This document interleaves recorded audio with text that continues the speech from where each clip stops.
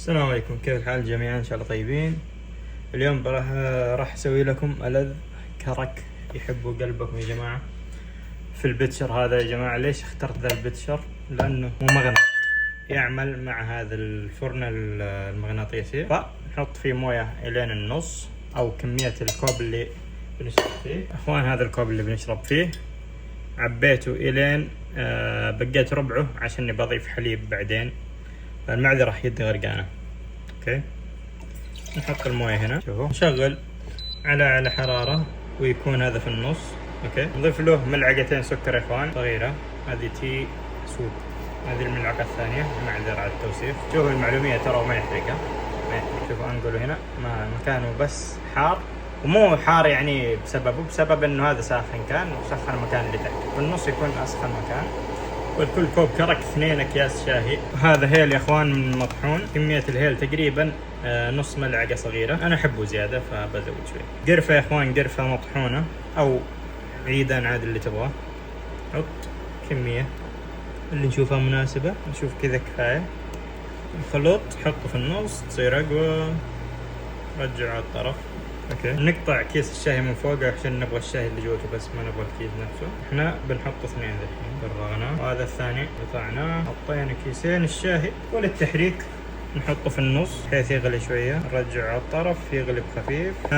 نتركه يغلي اطول فترة اقدر اصبرها انا شخصيا، 5-4 دقائق كذا. ان شاء الله ان التصوير ما خرب من البخار. اوكي كويس، ما خرب. شوف ما يسخن يا اخوان، ما يسخن لانه يطبخ عن طريق القوة المغناطيسية. يعني لو احط طاوة ما هي معدنية او معدنها ما ينجذب بالمغناطيس في النص، اكثر شيء ما فهمت طريقته، بس الله اعلم انه التيار يدور بشكل دائري، فاكثر مكان تلتقي فيه الكهرباء في النص. اتوقع انه كذا اطبخ زياده. يلا شوف، كل ما بعده عن النص قلت الكهرباء. بنتظره شوي وبضيف له الحليب. هذا الحليب المبخر اللي بستخدمه كان في علبه، ماني قايل لكم الشركات. واو، طبعا يعرف انه عليه جهاز او لا. غلي بهداء، اتوقع اني خلاص انا وصلت حدي. الان نضيف كميه اللي تشوفها انت مناسبه. انا عني بحط الكمية اللي قدام عينكم الآن. شوف ذي الكمية اللي هي تقريبا ثمن العلبة. صدق باقي قليل، بزود شوية. بنحطه في النص عشان يغلي بسرعة، ينقلب كذا. ما أكون استخدمت ولا أي ملعقة. أول ما يبدأ يغلي طبعا نسحبه على الطرف شوية، نخليه يطبخ بالحليب تقريبا 2 دقيقتين كذا، ياخذ له طعم حلو. طبعا في ميزة المؤقت، في ميزة الإلكترون فولت، والله ما أدري إيش فائدتها صراحة. تقدر تخفض الحرارة. أنا كنت حاطه على حرارة بس لم تسخن الجوال. 120 رجعه على حرارة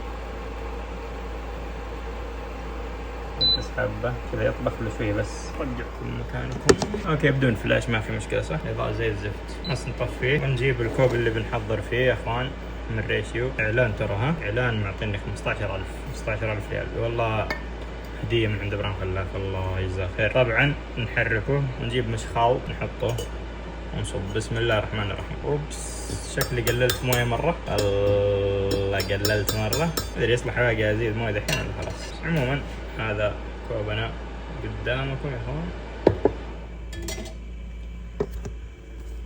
هذا هو قدامكم.